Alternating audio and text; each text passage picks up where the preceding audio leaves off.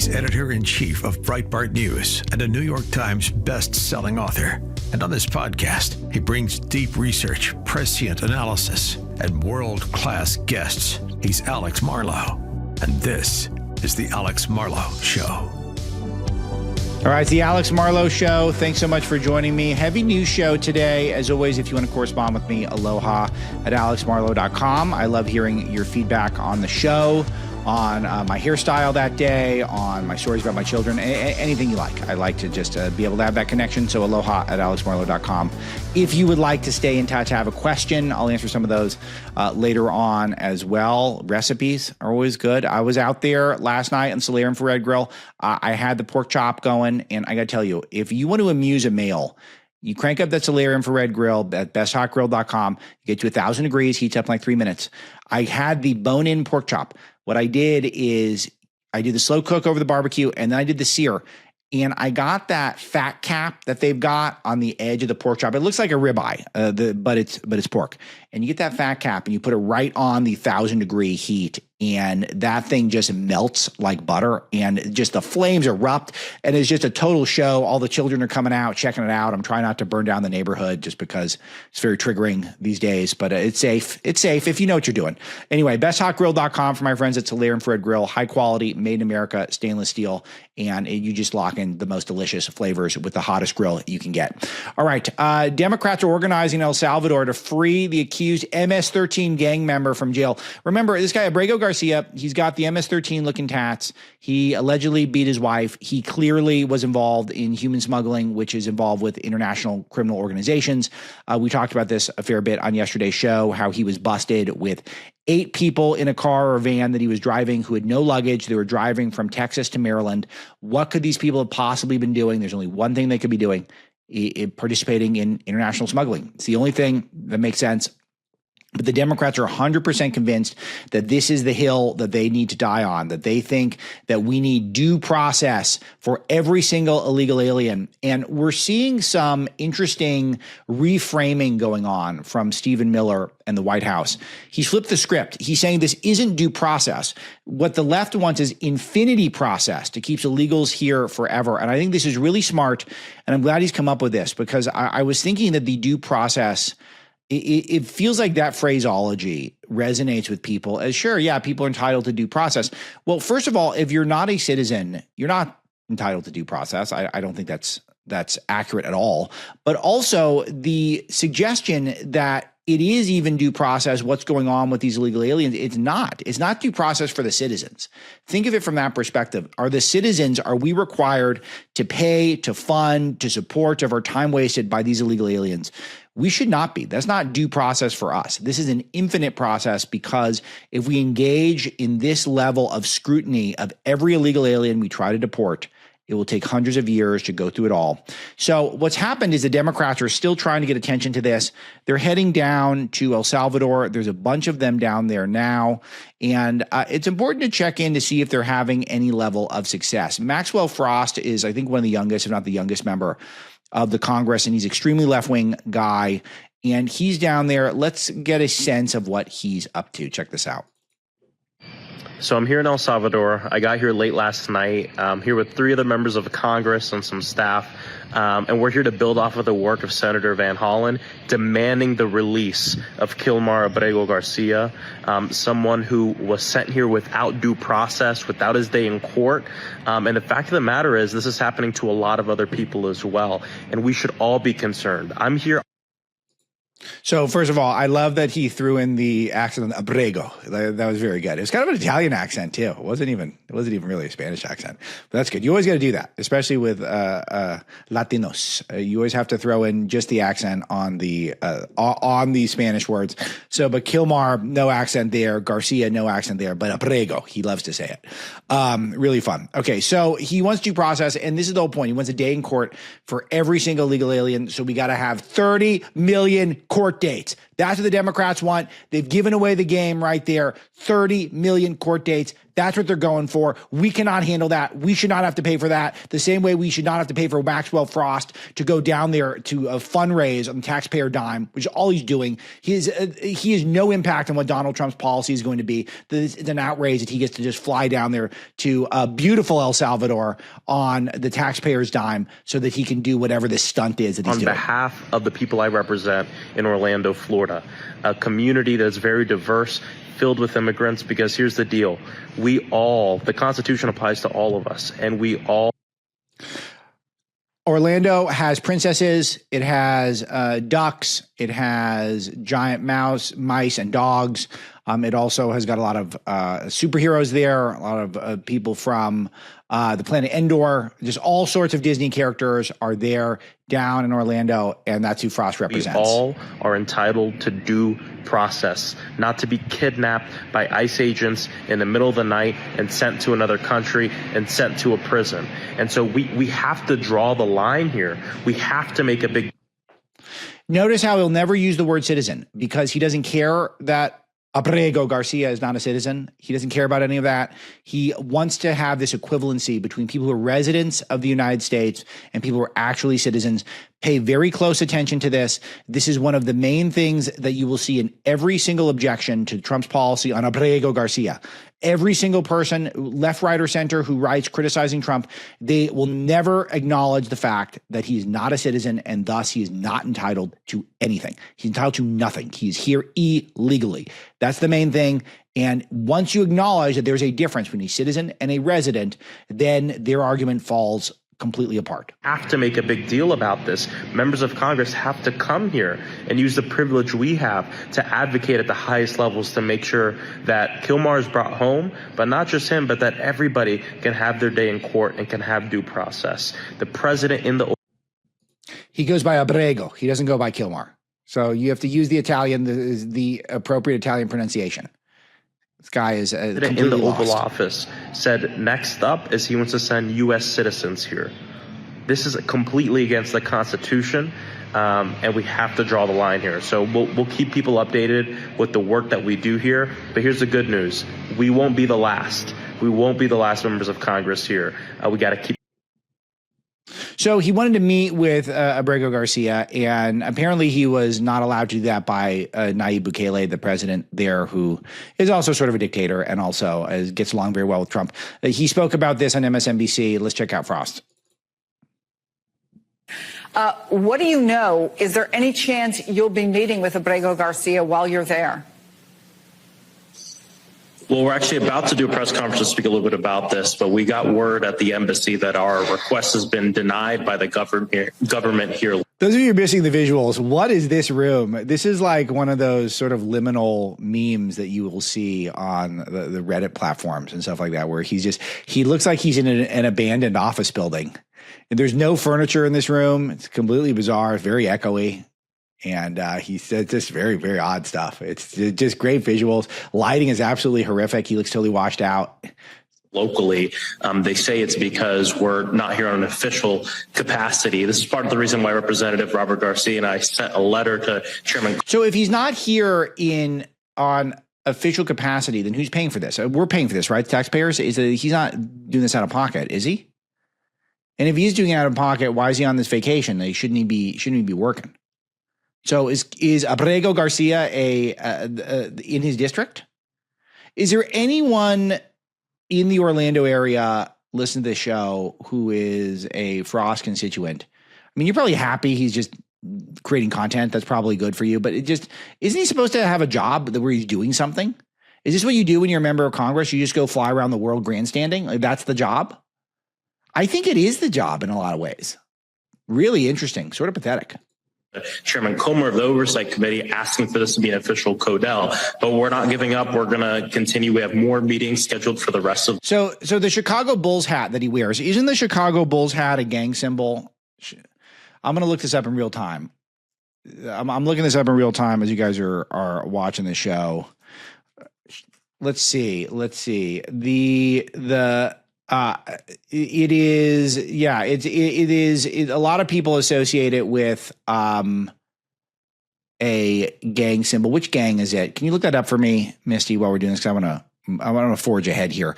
But this is another point. He wears these sports hats that are not associated with Maryland. He's a Maryland man. One of you emailed me, Glenn Curtis emailed me noting he's wearing a Chiefs hat. What are the connections to these places? Clearly they're representing something. And it's not representing the great state of Maryland, to which Abrego Garcia has a huge allegiance. So, but they just use this as B-roll on MSNBC. I think this must have been a junior producer. I don't think this helps their case when you're using a hat that I think is tied to some gang. Here you go. Scheduled for the rest of the day. But part of this, too, is making sure that we keep the conversation alive. We're building off of the trip of Senator Van Hollen, and we're not the first members here, and we're not going to be the last. Absolutely, he is keeping the conversation alive because it is allowing for us to have content here at the Marlow Show and elsewhere. So I'm happy he's doing it. I mean, it's fun to talk about because I don't think they're going to win this, but I think that we need to reset that they're not entitled to due process, and it's not really due process anyway. But it is the Bulls hats have had gang connotations since the 90s. All right, we can look more into it at another time. We're not trying to record the show, but I like that. It's a shift in another direction. And it just reminds you how the Democrats are trying to figure out where to go from here. They don't know exactly where to go from here because of their unpopularity. Harry Enton is a guy who analyzes polls for CNN. Missy pulled a clip of him talking about exactly where the Democrats' brand is at right now. And he gives a pretty important summary, which I think explains a lot of these seemingly desperate maneuvers that you see them make. Here you go. When you focus in on Trump and you view him in isolation, he is not a popular fella. Right. But I think it was Joe Biden. I'm going to forget the phrase, but it's, don't compare me to the almighty, compare me to the alternative. Mm-hmm. And if you look at the alternative right now, the Democratic Party's brand is in the absolute gutter. It's garbage. It's garbage. You look at the generic congressional ballot, you see, Democrats maybe up by a point in the average of that. That is way behind where they were in 2017 at this point. You look at party identification. Republicans actually lead on that measure. You look at something like the party that best will fight for the needs of people like myself. You got a tie on that. Historically, Democrats crush on that. So I think what's essentially going on here is you sort of have these two, forces going up against each other, and one may be underwater, but the other one's even more underwater, and then it's a fight almost to the bottom. Yeah, so this is where they're fighting to figure out which voice is going to emerge because their brand is in such bad shape. And that's why you're seeing people like David Hogg say that we need to have some sort of a civil war. But my thought is who's going to win the civil war? And I've been thinking about this a lot because I was on Charlie Kirk's show yesterday and he brought this up. And I've been thinking about the civil war that we had on the right, which took place after the autopsy report in 2012, after Mitt Romney lost to Barack Obama, and the establishment insisted we needed more amnesty for illegal aliens or else we would never win again. But those of us in the Breitbart wing of the conservative movement said that's the exact opposite. We are going to crack down on illegal aliens who are hijacking our country. And the base was with us. The people were with us, and we ended up completely overwhelming the Republican establishment. And now you have Trump leading the way. And all of that history is so important. But so what would a Democrat civil war look like? We had ours. The good guys won. The MAGA side won. The America First side won. The country's a better place for it. But if the Democrats have a civil war, what is their civil war going to look like? What is the shape that it takes place? What is the shape that it has? So do you have moderate people who want to have some sense of limited government, people who believe in talking to the other side, or do you have these radical leftists like the Maxwell Frost who thinks that all illegal aliens, even illegal alien gang members, should be treated better than American citizens? Of course, he would treat Abrego Garcia better than any angel mom who had a child murdered by an illegal alien, or someone who had lost a loved one from the fentanyl trade, which takes place through our open border from south of our border, including China, and is devastating so many of our communities.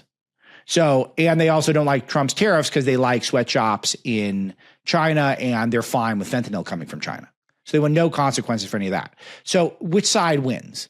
And is there even a moderate side that exists in the Democrat Party? I don't know if there is. I really don't. So Hakeem Jeffries' position is that any Democrat is a good Democrat no matter where they're coming from. David Hogg's position is that he, as the vice chair of the party, thinks that the Democrats should be running more radical leftists. So, but are there even more radical leftists, or do they all eventually just become the establishment in the end, which is another nuance to it? And I don't know if I even care who wins if there is a civil war. I'm more interested in the content, because the upheaval within the party is going to it's going to make things much more difficult for them, I think, in the short term, because their brand is already in the toilet. And when they start acknowledging that to one another, it's probably going to go backwards before it goes forward. Elizabeth Warren was on a podcast. I got to figure out which podcast it was, but she got busted for some of her phoniness. I want to play this for some of you, for you guys. Check this out.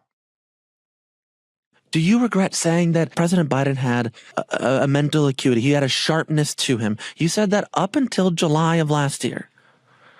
I said what I believe to be true. And you think he was as sharp as you? I said I had not seen decline.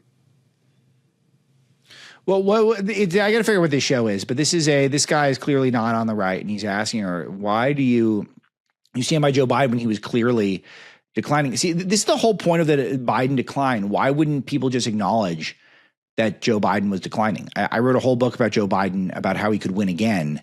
And I immediately acknowledged, early on, the first in the introduction, when I'm just starting to get my thoughts around what I'm going to do with his book, I was like, of course he's declining. It was the worst cover-up in the history of American politics. We all knew he was in decline. So why are all these people, why won't any of them say, oh yeah, we knew he was fading, but we still thought he was better than the alternative? Which was the quote we just played, is that don't compare him to the Almighty, compare him to the alternative. That's right. So why can't people just acknowledge that? Why do they have to lie? They lie constantly, all the time. But of course, Elizabeth Warren is one of the biggest liars on the planet. She lived her entire life as a Native American. And she suggested that because she had high cheekbones, she was a Native American. She's no Native American ancestry at all, which is a story we broke at Breitbart News over a decade ago, that she's got a fraction of a fraction of a fraction of a percent of Native American heritage. And she acts as though she is a Indian, thus the Pocahontas nickname from Trump. And I hadn't at that point. You did not see any decline from 2024 Joe Biden to 2021 Joe Biden? Not when I said that. You know, the thing is, he was sharp. He was on his feet. I saw him. Live event. I had meetings with him a couple of times. Senator, on his feet is not praise. He can speak in sentences is not praise. All right. Fair enough. Fair enough. Look, it's a great. It is. The question is, what are we going to do now? Okay. No, the question is, why are you such a liar? That's the question. Do you have a genuine bone in your body, or is everything about you completely phony? And that's where some of these people, like where Hogg, can come in and start the civil war, because he is at least genuine. He at least really does believe in whatever he's saying. He's comes off as dumb and he comes off as childish, but he also comes off as sincere. And I think the sincerity is really lacking. We witnessed this a lot with how Bernie Sanders, for example, did not support a single Democrat who he was friends with who Trump put up for nominations, like Tulsi Gabbard. Why wouldn't he have supported Tulsi Gabbard for Director of National Intelligence? Why wouldn't Bernie Sanders do that? They were kind of friends for a long time. If she didn't get confirmed, of course, then he wouldn't get a better pick for DNI other than Tulsi Gabbard as nominated by Donald Trump. So, but he won't support her because he's not really a free thinker. He's really just a Democrat establishmentarian who is reliant on Democrat donors and Democrat connections to be able to exist. So this is the whole point, is that do they have any genuine articles in the party? This is the AOC appeal, is that she at least feels to some people like she's genuine. I think she's getting more calculated and not in a good way. And so I don't know how widespread of support she can have. But we're in an authentic era where people just want to feel like they hear from you. So, all right, let's play some Hogg. I got some Hogg. See, Yes. This doesn't violate bylaws. No. It is something that. So they're talking about, this is on a Jen Psaki show, which is, I think, called Inside Jen Psaki, which is a very strange name. It's like, why would they call the show that? It's very odd. Okay. No, thank you. No, thank you. Other vice chairs have been involved in primaries before. Yeah, it's something, though, that has angered traditional DNC members. Some of them. Some of them. I don't want to overstate. But how do you think, I mean, are you ready to put that at risk? I mean, if they said you can't do this, are you going to still? This is a break the glass moment. So meaning if they tell you can't do this, you're going to leave your vice chair job? Ultimately, if they decide to remove me, I have no control over that.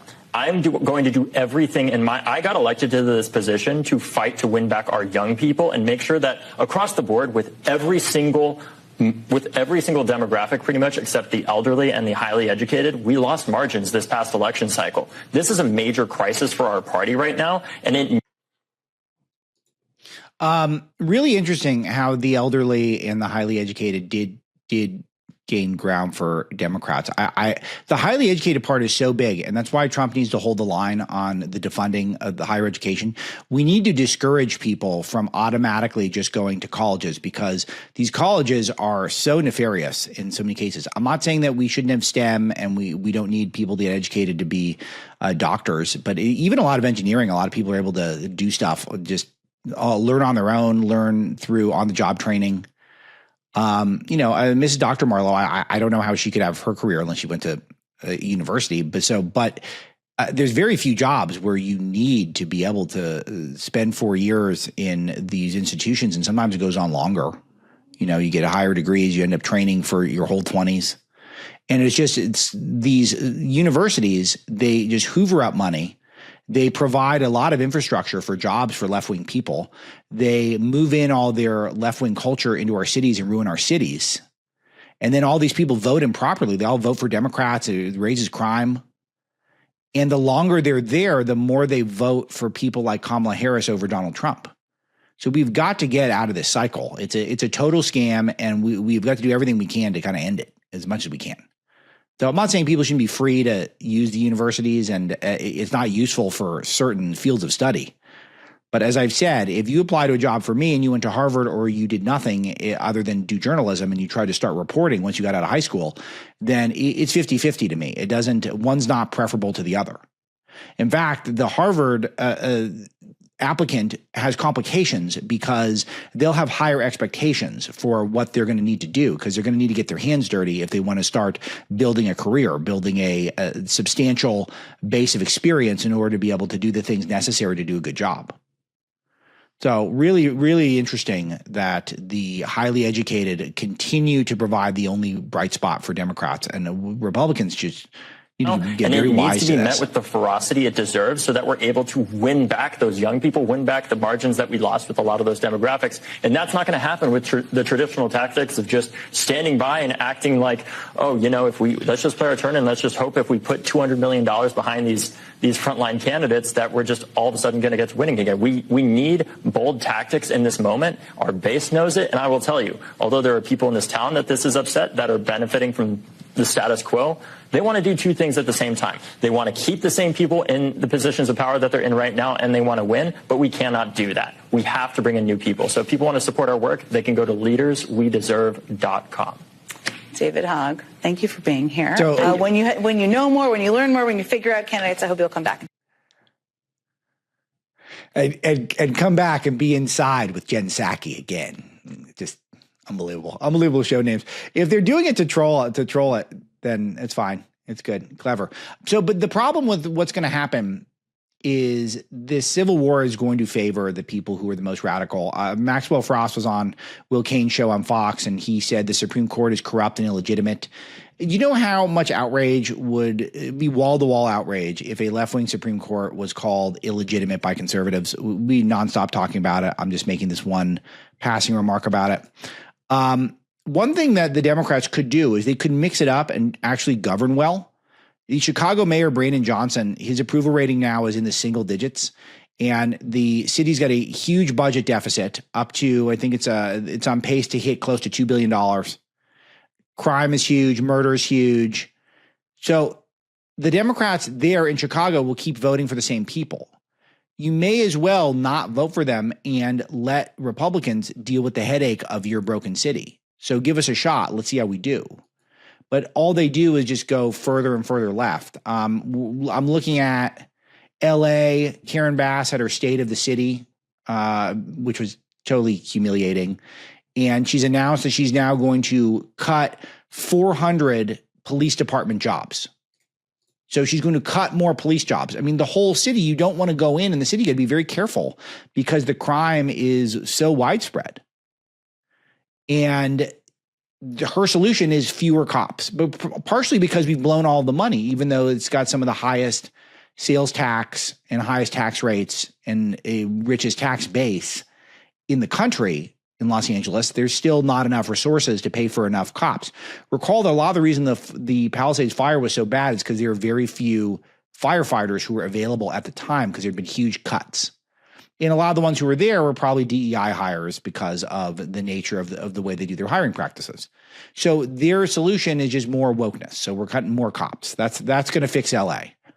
So she'll probably lose, and we probably will get someone more moderate next election, but pretty noteworthy that these are the big solutions that Democrats are coming up with.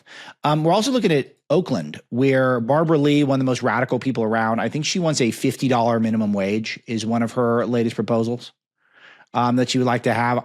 It's economically illiterate. Even I think left-wingers understand the economics of that. Just means every business that cannot afford it just goes out of business. So I lived in the East Bay where Oakland is, and even the left-wingers there understood that whenever the minimum wage went up, it just meant there was less jobs, fewer jobs for people. So she won, overcoming a moderate Democrat. No Republicans can compete. But there's a moderate named Lauren Taylor, and she ran as a left-winger. So 78 years old, thinks we should have $50 minimum wage, and now she's going to run Oakland, one of the toughest cities in the country. One of the toughest cities in the country to live, and it's just all of you are voting for this are just penalizing yourselves. And I wish we could get through to more of you, but it's not going to be our problem. But I wish you the best. It is. I'm hoping. Just as we get all this content, but I will keep playing the Crockett clips. I will keep playing the Frost clips. I'll keep playing these things because maybe one day we'll break through that we need to make fun of these people, that these people are ridiculous. Here's Jazzmin. We got a jazzy clip today. According to them, the trans kids that want to play the sports, Lord have mercy, that is the biggest issue that we had. Since when? Since when? Find the little trans child that is ruining your life. I'm just like, what are we doing? What are we doing? She's intentionally inarticulate. Remember, I played the clip of her when she just became a politician, and she spoke fine. But this whole ratchet routine that she does, where she acts extremely ghetto. Well, we'll do this one more time, and then I'll get into the content of it. But the delivery of this is just beyond belief. According to them, the trans kids that want to play the sports, Lord have mercy, that is the biggest issue that we had. Since when? Since when? Find the little trans child that is ruining your life. I'm just like, what are we doing? What are we doing? Is that been an argument that I ever brought to the show or any of your other favorite shows, that the issue is that there is a trans child is ruining our lives? No, it's that, first of all, it's anti-science. Second of all, it's chaos. Third of all, it discriminates against women. And we're fed up with it. We don't want to have all this anti-science stuff that is ruining all sorts of things like women's sports, and ruining prep sports for women is reason enough to just completely run the complete opposite direction of all the trans stuff. So, but look, I want to keep saying this stuff because for normal families who have to deal with this stuff, she doesn't have any children, I'm sure I don't know if she has children at all, but if she does, then I'm sure these children are not in middle school or high school age, where this is a constant issue with who's transitioning, which sports are ruined. Does she have children? We got to figure this out because this will be a really interesting. This would be a really interesting thing to try to get into her psychology, because she certainly doesn't seem like someone who goes through what so many families that communicate with me go through. My kids are too young to have to deal with this, thank God. But they're saying it's a constant conversation, is which kids transitioning and how the schools need to deal with the men trying to play in the women's sports.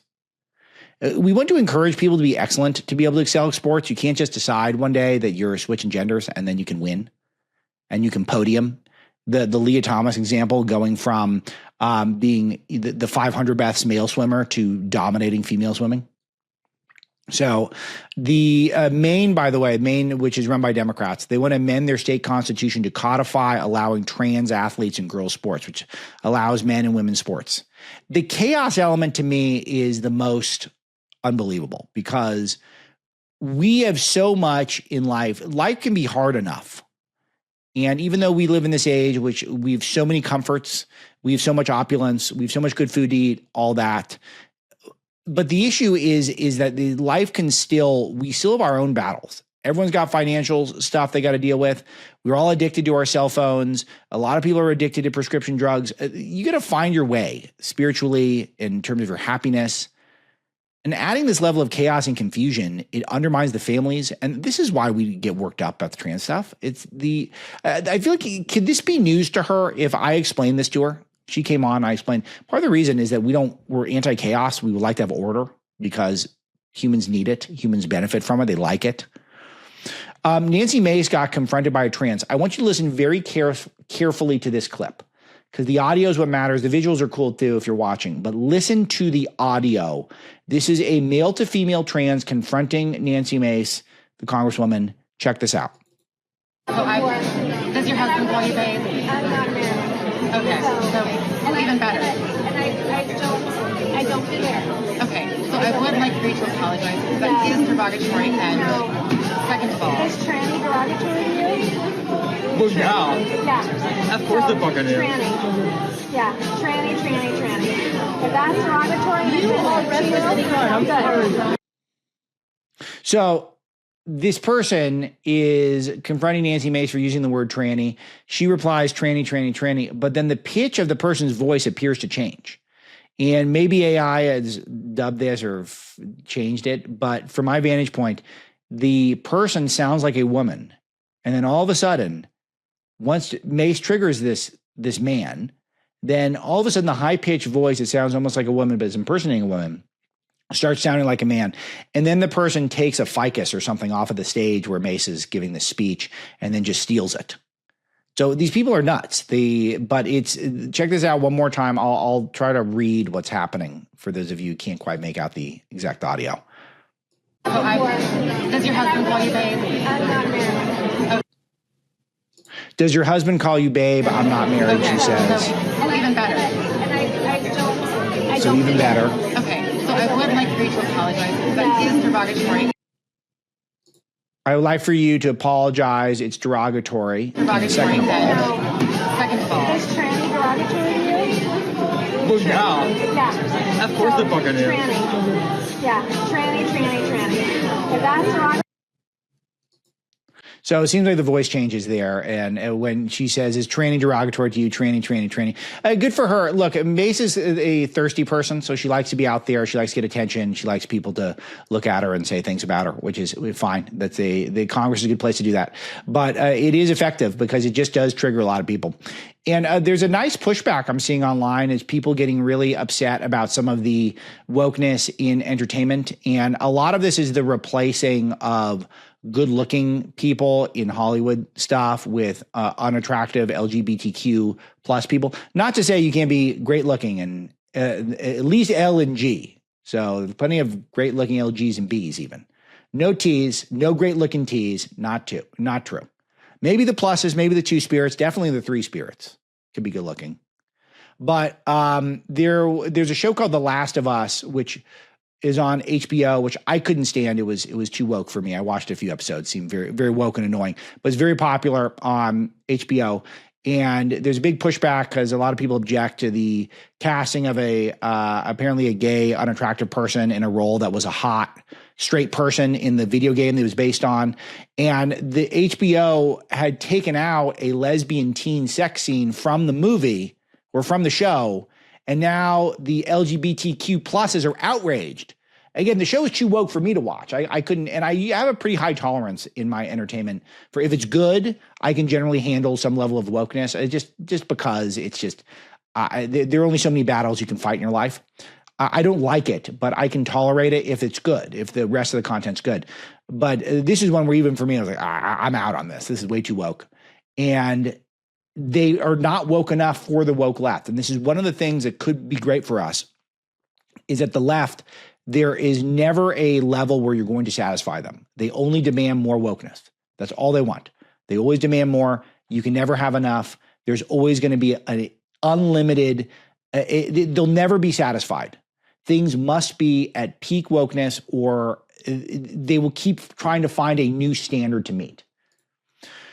All right. So another thing, Larry David from Seinfeld, Curb Your Enthusiasm, he penned a New York Times op-ed trashing Bill Maher for visiting Trump. He says, "My dinner with Adolf," a New York Times opinion piece. Good. These people just keep, I didn't read the piece, but we highlighted it at Breitbart. I'm sure it's interesting to read, but they would prefer if we don't talk. Just note this. They're so afraid of our arguments. They're so afraid we could be persuasive. They're so afraid that we could be charming. They're so afraid that we could actually be charismatic and convert people to our side. All they can do is tell people not to listen to us, not to converse with us.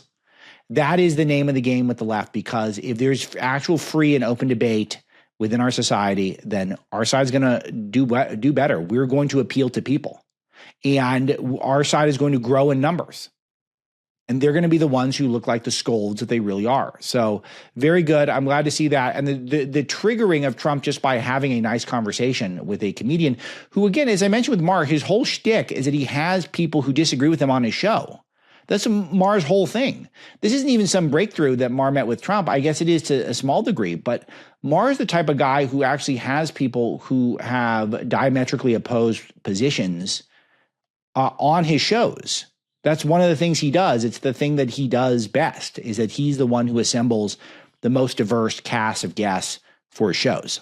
So, all right. One other thing. Minnesota state employee who vandalized 6 Teslas causing $20,000 in damage is not going to face charges. This is what happens in our cities. This is my whole point. The cities, there's too much crime. You normalize violence against a car, probably owned by a liberal, because it's a Tesla, because you hate Elon Musk and what he's doing with Doge, where he's trying to cut the government. And then you get arrested, 33-year-old, this very white guy named Dylan Brian Adams. And he is not going to face any consequences. Remember, I called yesterday for Abrego Garcia to get impeached. I'm sorry. He should get deported 100 times.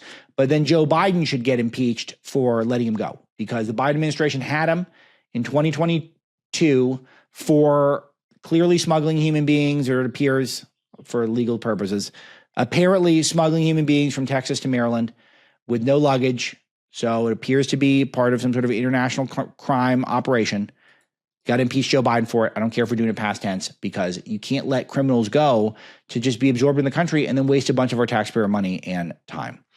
All right. One other crazy leftist who's back out there. Do you guys remember Nina Jankowicz? Nina Jankowicz was the one that Joe Biden tried to put in charge of disinformation. Even though she had previously said the government should not be in charge of policing disinformation, but Joe Biden had started a Department of Homeland Security office for her, a disinformation board where she would be the chair, even though she is a young person whose background, I guess, was in theater. So she was a theater person.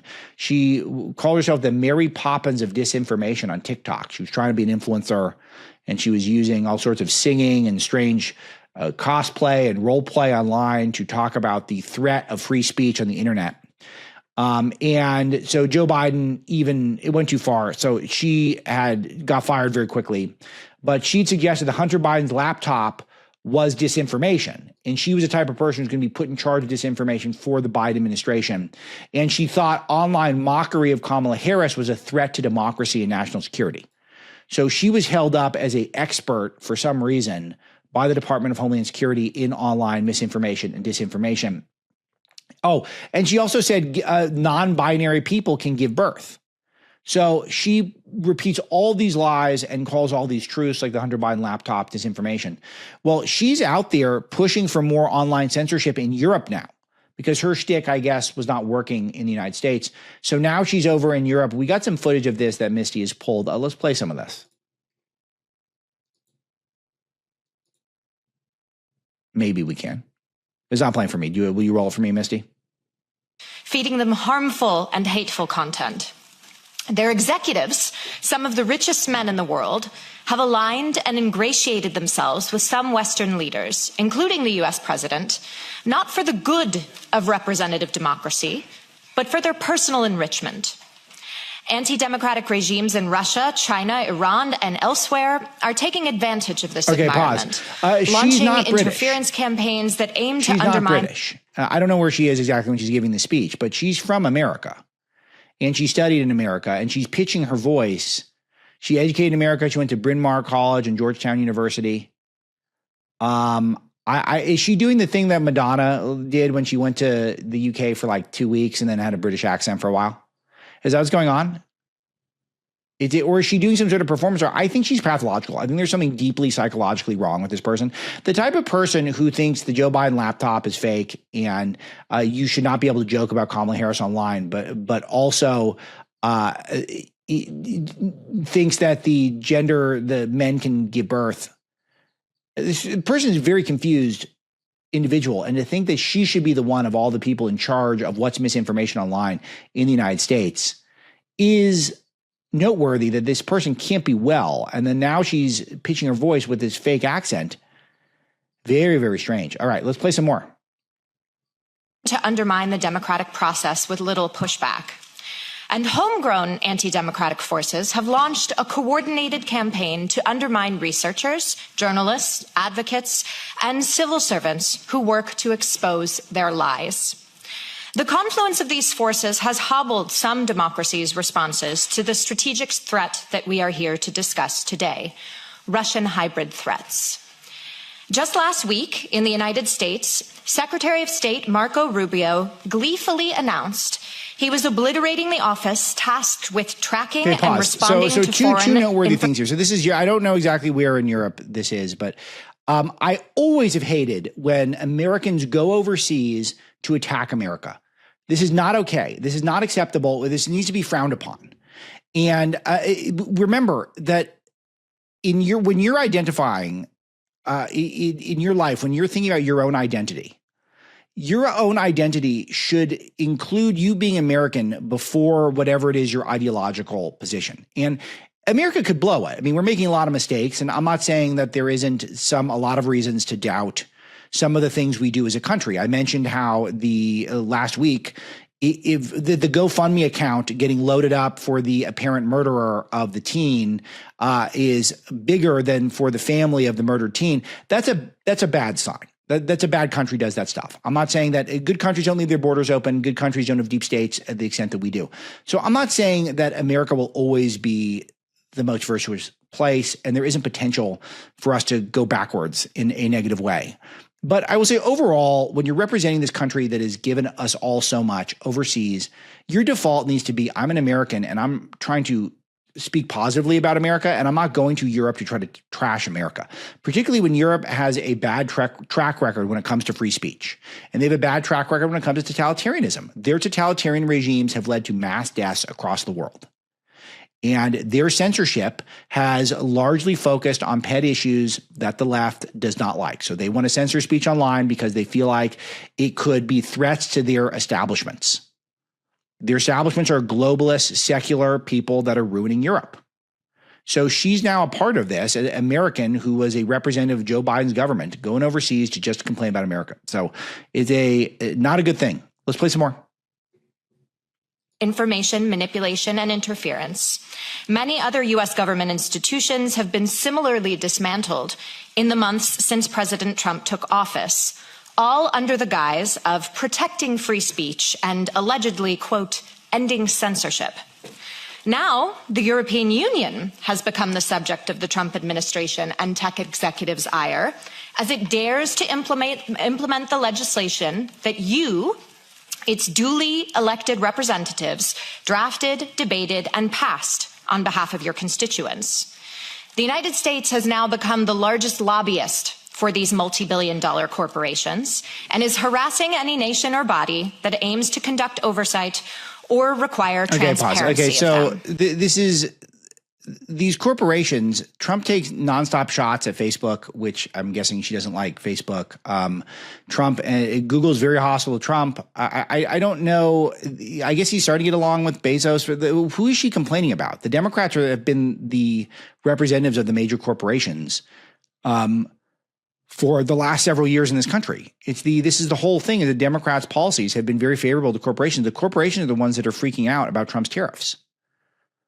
So to act like Trump is some sort of a corporate stooge and the Democrats who have been ride or die for the corporations in the administration she worked in with Joe Biden, very strange to me, and just clearly not a clear thinker, and noteworthy that this is where the Democrats are at right now.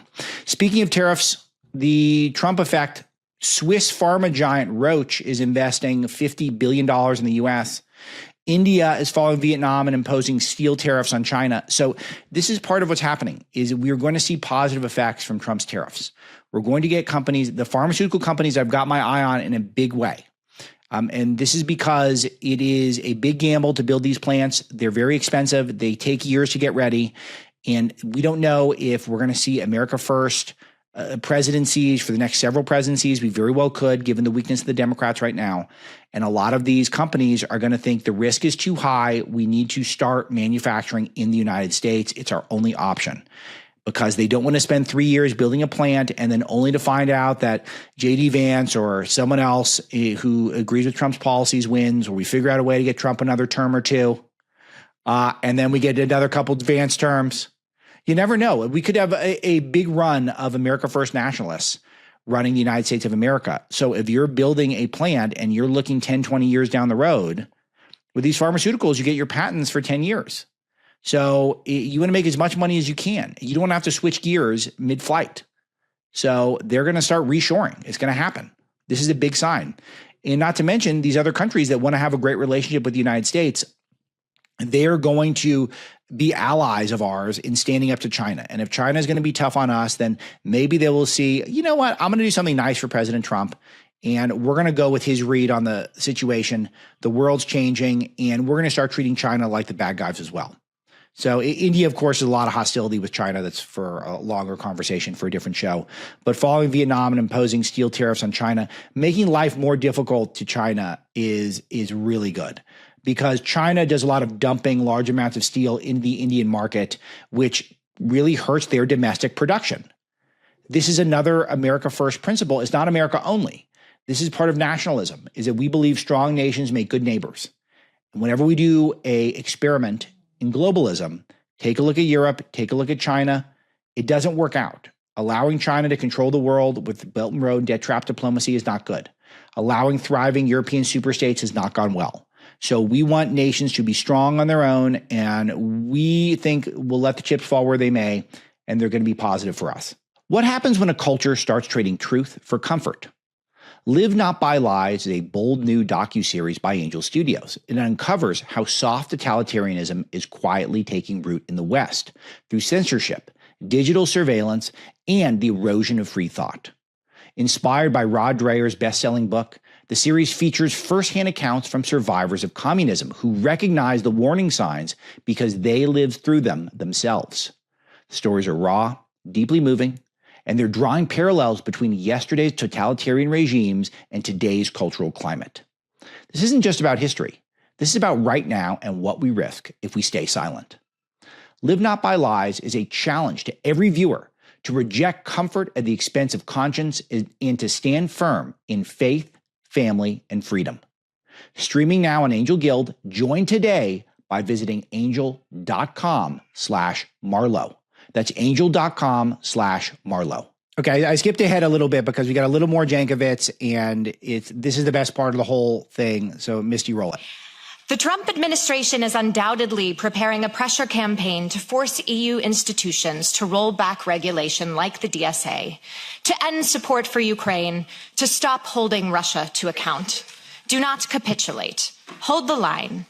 Doing so is the clearest signal the European Union could send to Russia and other adversaries that it will not stop fighting to preserve democracy at home and around the world.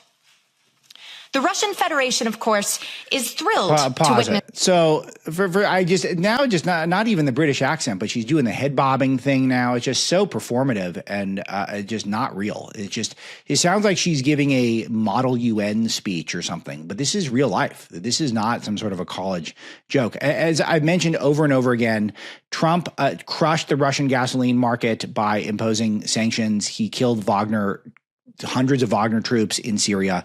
He stopped the Nord Stream pipeline. He sold Ukraine weapons proactively. So the idea that Trump is just allowing for Putin to thrive is just so false. It always has been false. It's misinformation, if you will, Ms. Jankowicz. And the other thing is Ukraine is a dictatorship. I've been pointing this out over and over again. It is now a dictatorship. We have some dictators that are better than others in the world, but let's not kid ourselves. It's not a democracy any longer. The core tenets of democracy are no longer there. There's no opposition parties. There are no elections. There's no habeas corpus. There's no free press. There's no free speech. All of it is controlled by Vladimir Zelensky. He is the dictator of Ukraine at this time. Now, do you prefer things with him as a dictator? Can you be honest enough to say that we like his dictatorship? No, you can't say that because you don't want to say that. But that is the truth. That's how she actually feels. Keep rolling. Oh, that was all of it. Okay, it's so good. But anyway, great stuff. It's a great clip. But her calling on Europe to fight America and to fight Russia is just, thank God that we won, and thank God that these people carry no water and no weight. But we have to do everything we can to make sure they never seize power again, because the amount of damage they can do is immeasurable, because they're so deluded. They're so out of touch with where the world is and where the world needs to go. All right, that's today's show. Thanks to producer Misty and to all of you in the Marlow audience and the Fight Club audience. I talked to John Carney over there today. So for 25 minutes on Trump's economy, you'll get a lot of gold talk, a lot of trade talk, a lot of can we fire Jay Powell, who used to be known as Jay Powell, now is Jerome Powell. All that stuff, we get into that over there if you want more content. And until tomorrow, thanks for listening and watching.